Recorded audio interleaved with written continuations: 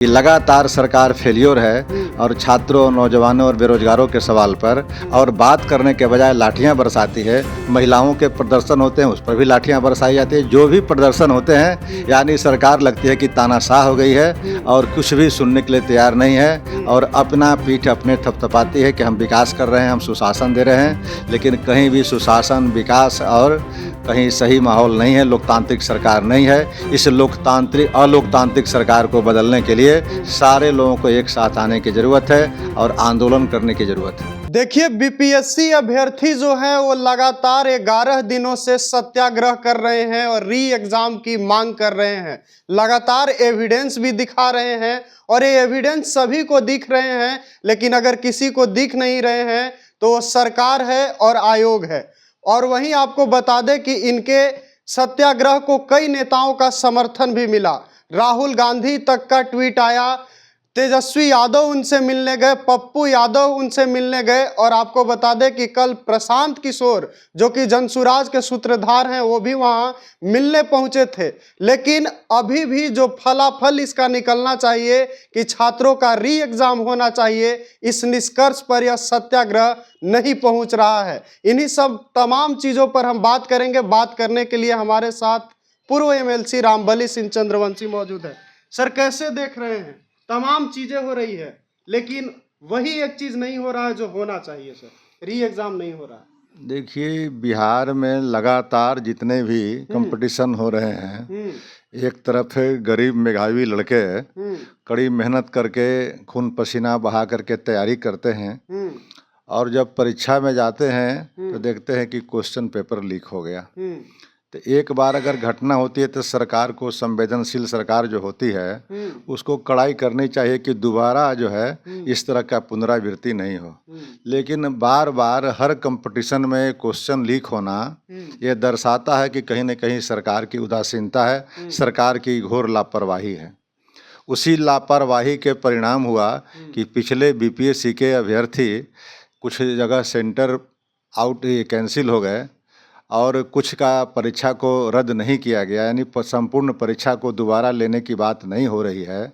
उसी के खिलाफ छात्र जो है से लगभग 11 दिनों से आज हड़ताल पर हैं, आंदोलन पर हैं और भूखे हड़ताल पर हैं। उस अभ्यर्थियों के खिलाफ जो निहत्थे अभ्यर्थी थे, सरकार को चाहिए था, अगर संवेदनशील सरकार होती तो उनकी मांगों पर टाइम बाउंड ये विचार करके कुछ निर्णय पर पहुंचती, उस डेलीगेशन उनसे मिलती। लेकिन सरकार डेलीगेशन मिलने के बजाय उनको निहत्थे लोगों पर लाठियां बरसाई और लाठियां इस कदर बरसाई कि कई छात्र जो हैं, अभ्यर्थी जो बीपीएससी के, वो आज भी पीएमसीएच के आईसीयू में भर्ती हैं।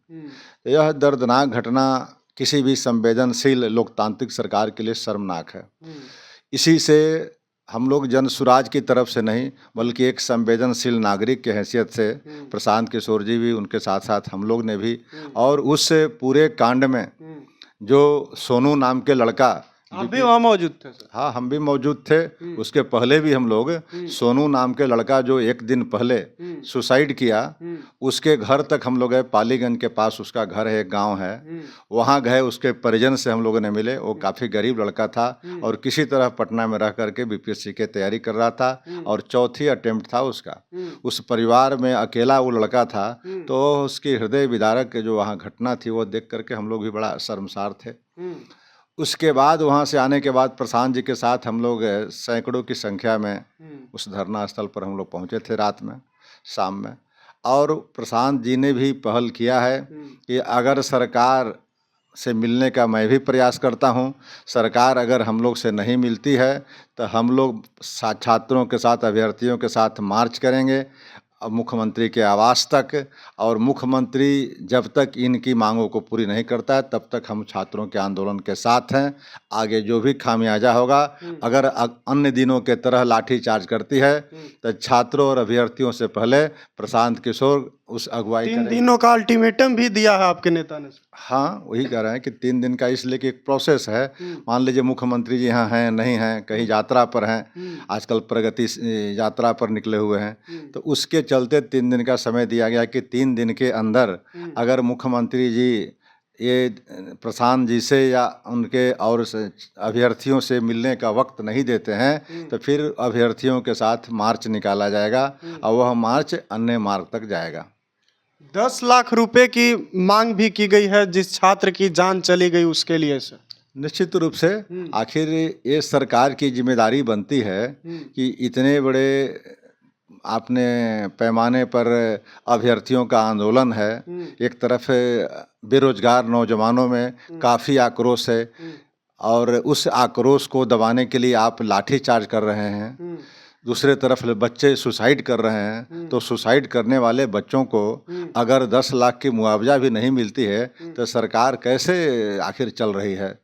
दूसरे तरफ आप देखें कि बीपीएससी का जो रिजल्ट हुआ है उसमें लगभग पहले डोमिसाइल नीति लागू थी, लेकिन यही नीतीश कुमार जी ने प्रधानमंत्री बनने के चक्कर में यह डोमिसाइल नीति को समाप्त कर दिया, जिसके वजह से आज 80 से 85 हजार बाहरी माने बिहार से बाहर के लड़के आए हैं। तो एक तरफ यह भी आक्रोश है लोगों के अंदर कि डोमिसाइल नीति खत्म करने वाला यही मुख्यमंत्री नीतीश कुमार है और उसके परिणाम क्या हो रहे हैं कि बाहर के बच्चे यहाँ नौकरी पा रहे हैं और बिहार के बच्चे रोड पर भटक रहे हैं।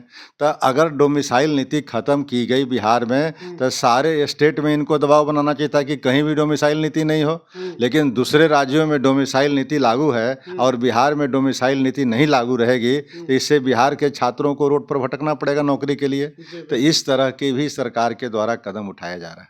सर जिस तरह से लाठीचार्ज हुई सर छात्रों पर, सर कैसे देखते हैं, क्या संवेदनशीलता जो है सरकार की वो पूरी तरह से खत्म हो गई है? ये देखिए, क्योंकि हाथ जोड़ के सर छात्र जा रहे थे और उन पर लाठीचार्ज होता है, ऐसा नहीं था कि वो उपद्रवी थे, कुछ उस तरह की घटना कर रहे थे। नहीं, तो सरकार की घोर घोर लापरवाही है। इसके लिए तो मैं तो समझ रहा हूँ कि जिस तरह से 74 में छात्रों का आंदोलन हुआ था उससे भी ये गंभीर मुद्दे मिले हैं कि लगातार सरकार फेलियर है और छात्रों, नौजवानों और बेरोजगारों के सवाल पर और बात करने के बजाय लाठियां बरसाती है। महिलाओं के प्रदर्शन होते हैं उस पर भी लाठियां बरसाई जाती है। जो भी प्रदर्शन होते हैं यानी सरकार लगती है कि तानाशाह हो गई है और कुछ भी सुनने के लिए तैयार नहीं है और अपना पीठ अपने थपथपाती है कि हम विकास कर रहे हैं, हम सुशासन दे रहे हैं, लेकिन कहीं भी सुशासन, विकास और कहीं सही माहौल नहीं है, लोकतांत्रिक सरकार नहीं है। इस अलोकतांत्रिक सरकार को बदलने के लिए सारे लोगों को एक साथ आने की जरूरत है और आंदोलन करने की जरूरत है।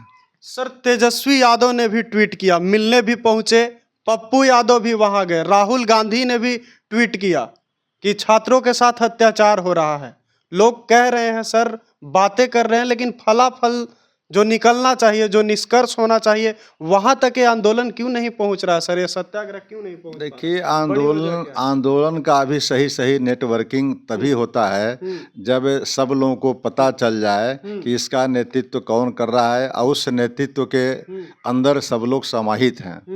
अब तेजस्वी जी अपने तरफ से गए, पप्पू यादव अपने तरफ से गए, प्रशांत जी अपने तरफ से गए, लेकिन अब सब लोगों को दिक्कत क्या है कि इसके आंदोलन का नेतृत्व कौन करे? तो नेतृत्व निश्चित रूप से हम लोग का भी मनसा है कि छात्र नेता ही इसके आंदोलन करे, हम लोग उसमें सहयोगी रहें, नेतागिरी चमकाने की ज़रूरत नहीं है।